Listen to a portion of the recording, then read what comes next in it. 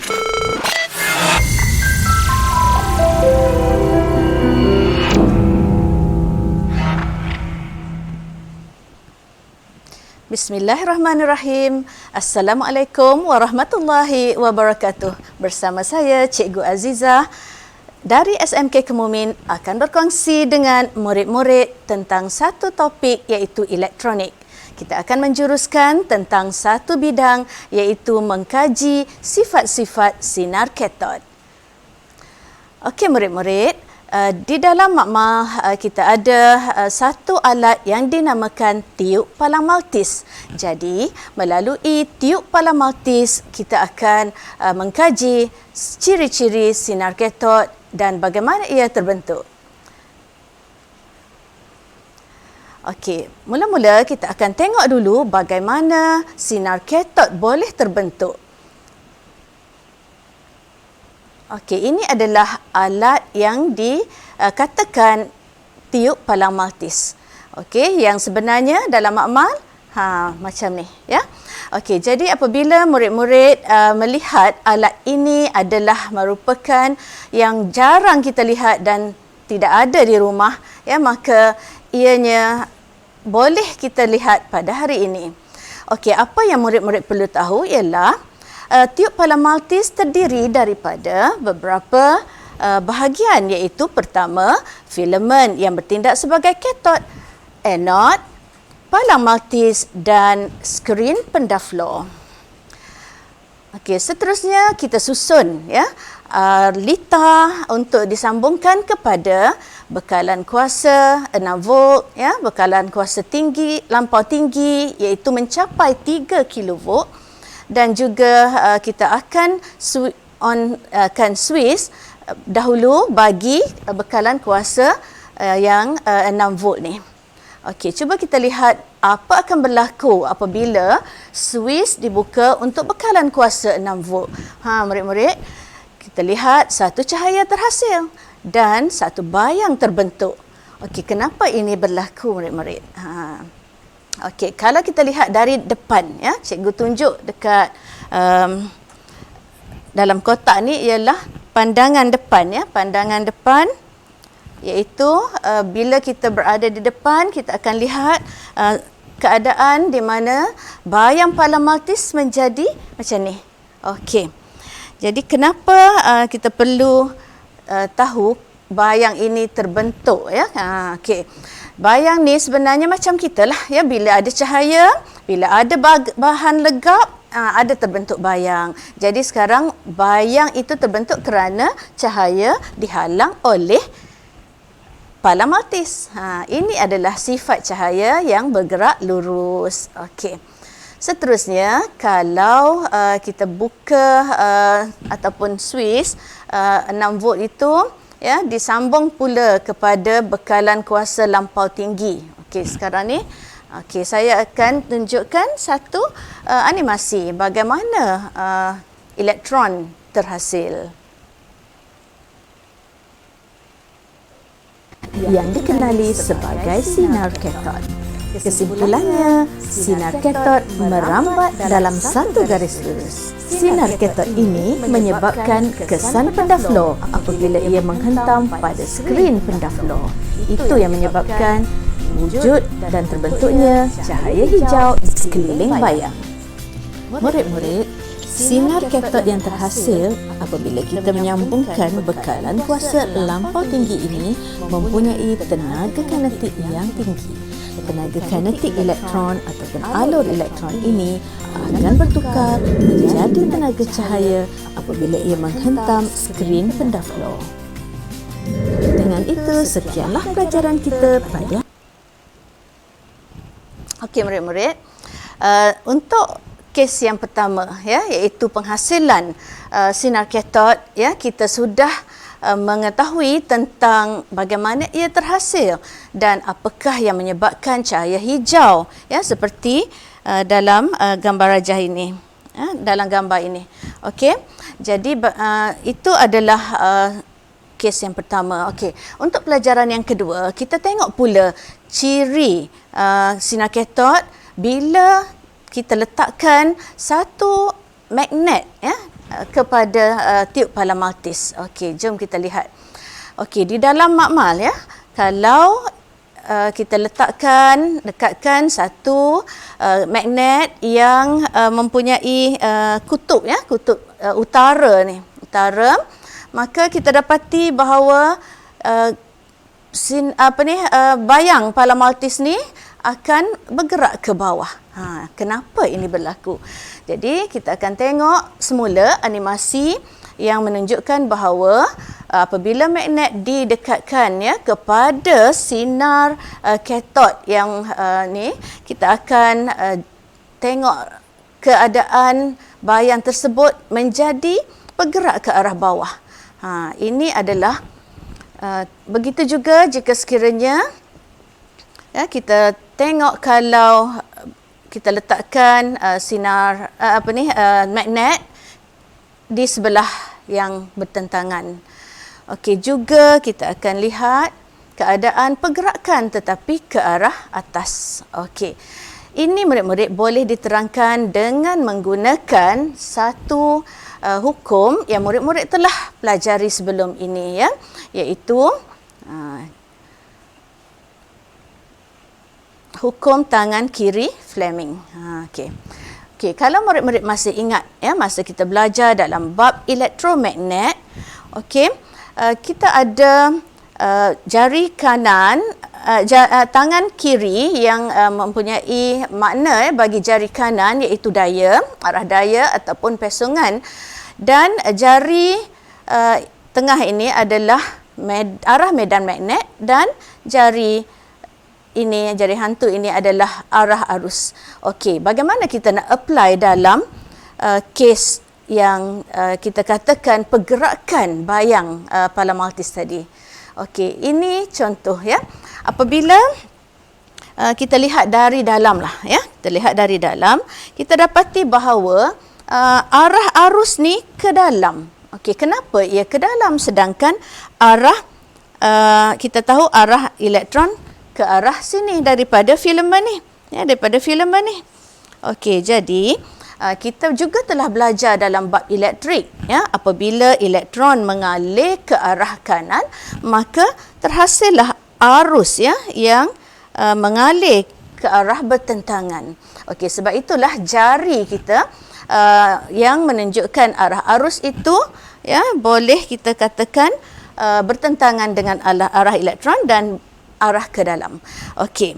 Jadi apabila magnet ya kutub utara ya didekatkan ya kepada tiup pala maltis, okey, kita akan dapati bahawa apabila menggunakan tangan kiri Fleming, arah daya iaitu arah ibu jari ini adalah bersamaan dengan arah pesungan. Okey, sebab itulah kita lihat bahawa berlakunya pemesungan yang disebabkan oleh kesan medan magnet. Okey. Seterusnya kita tengok pula ya satu lagi ciri yang terakhir sinar katod ini. Okey, iaitu kesan terhadap medan elektrik pula. Tadi medan magnet. Okey, macam mana kita nak buat ni? Okey, untuk gambaran murid-murid, kita sambungkan satu lagi bekalan kuasa lampau tinggi iaitu 1 kilovolt kepada lita ni, dan kita sambung kalau murid-murid perhatikan, kita sambung kepada satu plate ya, gantikan dengan tiup pala maltis tadi. Okey, dan kita dapati tidak ada pemesungan berlaku. Masih ada sinar katod ya yang terhasil. Sebab apa? Sebab kita guna bekalan lampau tinggi 3 kilovolt yang telah menyebabkan elektron menghasilkan satu alur elektron. Elektron menghasilkan satu sinar yang dipanggil sinar katod. Okey. Jadi apabila suis ini masih lagi, walaupun kita dah sambung kepada bekalan kuasa lampau tinggi, tetapi suis ini belum dibuka. Okey, jom kita tengok bagaimana pula kalau sekiranya suis ini dibuka.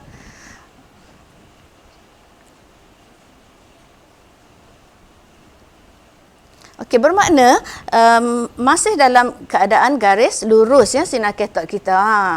Cuba lihat apabila bekalan kuasa lampau tinggi disambung dan dibuka ya dan disambung kepada plate positif dan negatif. Okey, maknanya daripada bekalan lampau tinggi ni kita sambungkan terminal positifnya ke atas ni dan terminal negatifnya ke bawah ni. Okey, jadi apa yang kita nampak ya adalah satu alur yang terpesong ya menuju ke arah plate positif. So apakah kesimpulan yang kita boleh buat murid-murid?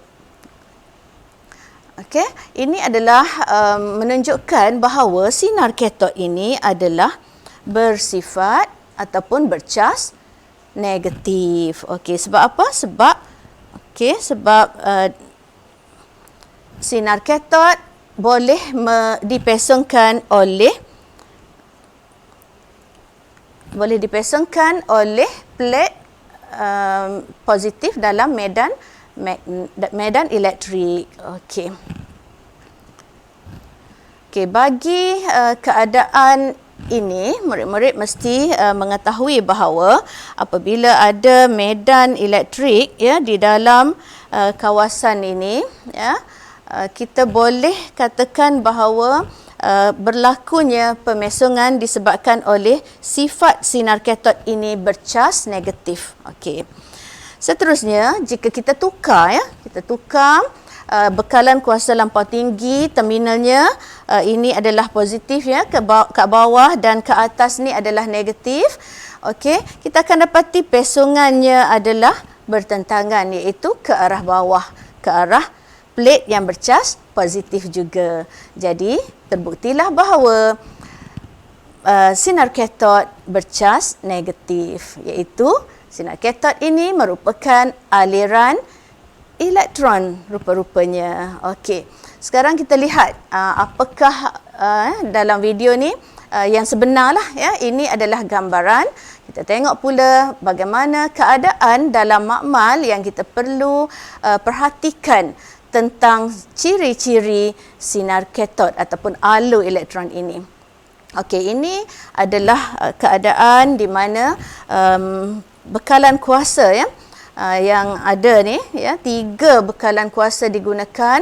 Yang atas sekali tu yang 6 volt, yang tengah adalah yang 3 kilovolt dan yang bawah sekali adalah 1 kilovolt. Okey, didapati keadaan pesongan ya alur elektron sangat jelas iaitu terpesong ke arah plate yang bercas positif.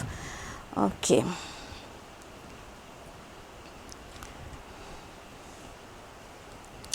Okey, daripada pembelajaran kita pada hari ini murid-murid, kita dapat buat kesimpulan bahawa terdapat 3 perkara yang telah kita ketahui ya, iaitu pertama bagaimana sinar katot terbentuk, yang kedua bagaimana sinar katot dipengaruhi oleh medan magnet, dan yang ketiga bagaimana sinar katot dipengaruhi oleh medan elektrik. Okey, sekarang kita cuba uji minda dan tengok soalan yang berbentuk SPM ya.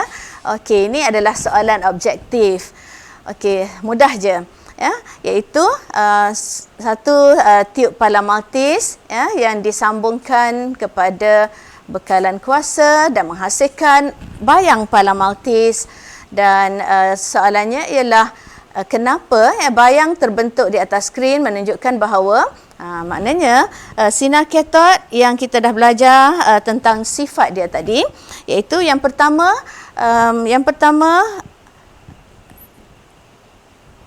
jawapannya ialah bergerak dari katot ke anod. Betul tak bergerak dari katot ke anod? Betul tak sinar katot ni bergerak dari katot ke anod? Okey. Kerana bayang tu terbentuk kerana bergerak dari katot ke anod. Okey. Kalau kira betul dah lah sinar tu memang dari katot ke anod. Okey, tapi adakah ia yang menyebabkan bayang terbentuk? Ini yang kita perlu faham. Dan yang keduanya ialah boleh dihentikan oleh sekeping logam. Okey, apa yang kita perhatikan dalam pelajaran tadi? Logam yang dimaksudkan tu. Okey, itu adalah sebagaimana yang kita tengok tadi, palang maltis ya dibuat daripada logam, dan betul lah ya, ia dihentikan dan menyebabkan bayang tu terbentuk. Okey, bermakna sinar katot ini bergerak pada satu garis lurus ya, dan apabila ada sekeping logam yang menghalangnya, dia akan membentuk bayang. Okey. Dan C, kenapa C ni bergerak dengan hal laju yang tinggi? Okey, oleh kerana kita tahu tadi sinar katot ini adalah merupakan alur elektron yang bergerak. Memang dia bergerak dengan laju yang sangat tinggi ya, tetapi bukan sebab itu yang menyebabkan bayang terbentuk. Okey, dan juga yang terakhir, jawapannya nampaknya betul juga, bercas negatif. Okey, cikgu bagi soalan ni kerana soalan ni boleh menyebabkan kita keliru ya jawapan dia, tetapi keyword dia murid-murid kena ingat kenapa bayang terbentuk.